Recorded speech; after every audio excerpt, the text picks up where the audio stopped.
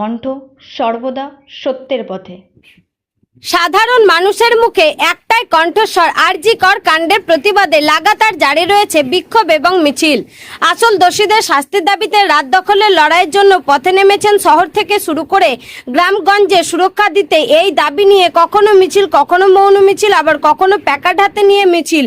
কেউ কেউ মিছিল করে প্রতিবাদ জানাচ্ছেন। এবার সেই মতো আজ 24শে আগস্ট শনিবার বেলা 11টা নাগাদ রামপুরহাট 2 নম্বর ব্লকের অন্তর্গত বীরভূমের মারগ্রাম থানা চাঁদপাড়া গ্রামে চাঁদপাড়া স্কুল থেকে উই ওয়ান্ট জাস্টিসের ঘটনাটা নিয়ে একটা প্রতিবাদ মিছিল বার করা হয়।